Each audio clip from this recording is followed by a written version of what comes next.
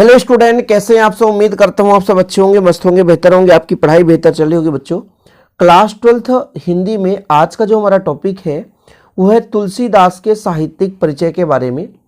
आपके पास परिचय लिखने को आता है, लेखक परिचय आता है, कवि परिचय आता है, और आप लोग सोचते हैं कि हम कैसे लिखें, जबकि केवल और केवल इनकी रचनाएं याद करनी पड़ती है।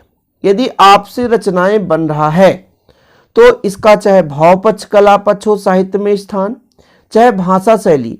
जब आपका बच्चों लेखक परिचय आता है तो भाषा शैली लिखना होता है, और यदि आपके पास एक प्रकार से कवि परिचय पूछा जाएगा तो भावपक्ष और कला पक्ष। तो ये दिया रहता है कि दो रचनाएं, भावपक्ष, कला पक्ष, साहित्य में स्थान। जहां पे भावपक्ष, कला पक्ष कवि परिचय में पूछा जाता है, लेखक परिचय में वहां पे भाषा शैली का नाम लिख देता है। बाकी बच्चों आपको कैसे लिखना है वो चीज मैं यहाँ पे आपको समझाने वाला हूँ। इसके नंबर आपके पॉइंट के आधार पर मिलते हैं। हाँ, शब्द ऐसे होने चाहिए कि बिल्कुल आप अपने गांव के देहाती भाषा में ना लिख दें। नहीं बोले सर ने तो बोला था जो समझ में आए वही लिख दो। तो आज मैं आपको समझाने वाला हूँ, तो प्लीज वीडियो को शेयर कर दीजिएगा। तुलसीदास जी का मैंने यहाँ पे साहित्यिक परिचय लेकर चला है, क्योंकि ये क्वेश्चन 2022 में पूछा गया था, और बच्चों इसके पहले भी पूछा गया था, लेकिन जब से हिंदी का पैटर्न बदलाव हुआ एमपी बोर्ड में तो 2022 में ये क्वेश्चन पूछा गया तुलसीदास का। इसलिए आप लोगों को मैं यहाँ पे तुलसीदास का उदाहरण लेकर समझाने वाला हूँ। तो इनकी रचनाएं सबसे पहले क्वेश्चन में पूछा जाता है दो रचनाएं, लेकिन मैंने यहाँ पे 4 रचना लिख दिया है। 4 रचना इसलिए लिख दिया क्योंकि 4 रचना यदि आप तैयार कर लेते हैं तो कहीं ना कहीं 2 रचना तो बनेगा ही बनेगा। इसका ट्रिक मैंने बनाया था कि विनय राम दो कवि हैं। देखो बढ़िया रचना है, बहुत ही अच्छा है। विनय और राम जी थे, 2 कवि हैं। विनय राम 2 कवि। तो विनय से विनय पत्रिका, राम से रामचरितमानस, 2 से दोहावली और का से कवितावली, कवि से कवितावली। कैसे ट्रिक है बिल्कुल लिख लेना आप लोग, रट्टा नहीं मारना कि भाई साहब विनय राम 2 कवि थे। कौन थे? विनय राम 2 कवि थे। ऐसे में आपका ट्रिक भी तैयार हो गया और तुलसीदास की रचनाएं भी याद हो गई। विनय राम 2 कवि हैं। ओके, कोई दिक्कत तो नहीं, बढ़िया याद हो गया। विनय पत्रिका, रामचरितमानस, 2 है तो दोहावली, का से तो कवितावली। सिंपल है बच्चों। अब जो भाव पक्ष और कला पक्ष दिख रहा है, भाव पक्ष का मतलब यह है कि उनकी रचनाओं में उन्होंने जो भी रचना किया, साहित्य में योगदान दिया, उससे हमें क्या सीख मिलता है, किस प्रकार से उनके कविताओं में भाव है।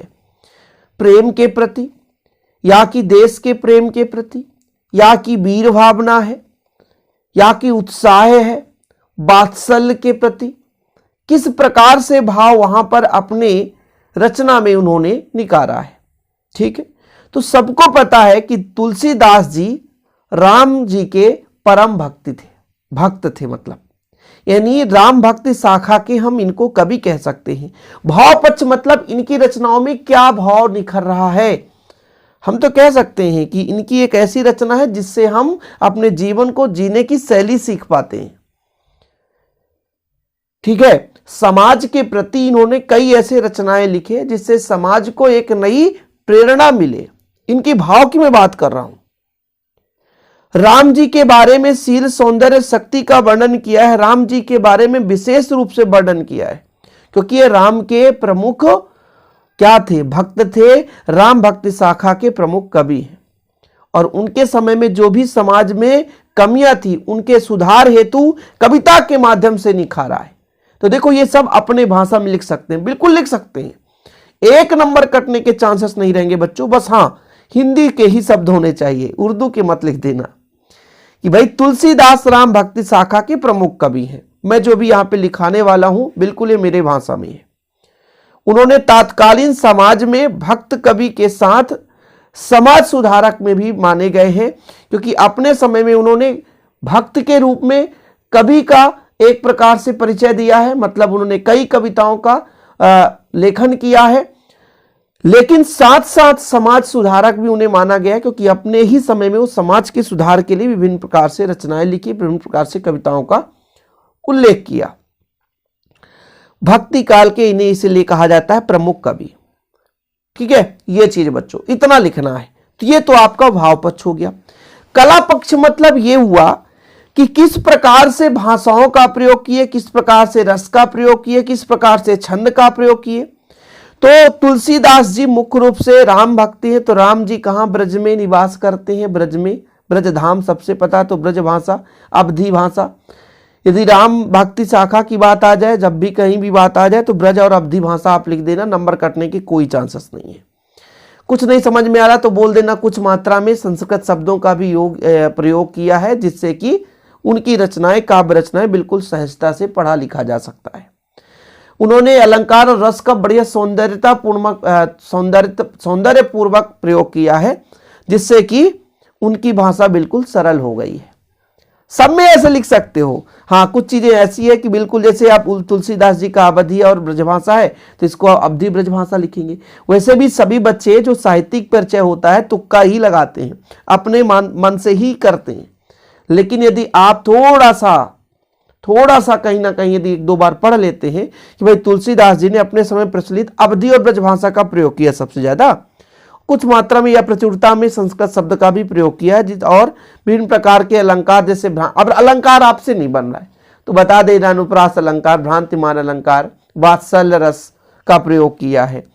और नहीं समझ में आ रहा है छंद कौन कौन से, तो दोहा, सोरठा, चौपाई आदि छंदों का प्रयोग किया है। इतना तो कर सकते हो ना, नंबर कटने के चांसेस ही नहीं बच्चों, समझ रहे ना। तो भाव पक्ष में देखो मैंने क्या लिखा है, तुलसीदास राम भक्ति शाखा के प्रमुख कवि थे। वे तत्कालीन समाज में भक्त कवि के साथ साथ समाज सुधारक भी माने गए थे। ये भक्ति काल के प्रमुख विख्यात कवि थे। उन्होंने राम जी के शील, सौंदर्य और शक्ति का वर्णन किया है।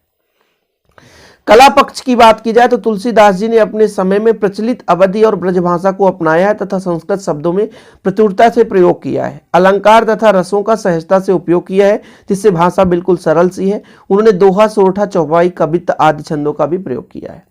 साहित्य में स्थान तो आपको किसी भी कवि के बारे में आ जाएगा, साहित्य में स्थान तो आप लोग लिख दोगे कि तुलसीदास जी का साहित्य में स्थान प्रमुख है या अद्वितीय है। किसी का भी आ जाए, जयशंकर प्रसाद, सूर्यकांत त्रिपाठी, निराला का आ जाए तो लिख दोगे कि हिंदी साहित्य को समृद्ध बनाने के लिए इनका विशेष योगदान है। समृद्ध मतलब मजबूत बनाने के लिए अद्वितीय स्थान है, हिंदी साहित्य में इनका अद्वितीय स्थान है। इन्होंने अपने काव्य के माध्यम से साहित्य के गौरव को बढ़ाया है। इनके महान रचनाओं या काव्य के माध्यम से हम अपने जीने की कला भी सीख पाते हैं। ये तो सब अपने से लिखना है, कहीं से रटना नहीं है, अपने भाषा में लिखना है कि साहित्य में क्या स्थान है। तुलसीदास जी का प्रमुख स्थान है, अद्वितीय स्थान है। इन्होंने साहित्य के क्षेत्र में विशेष योगदान दिए।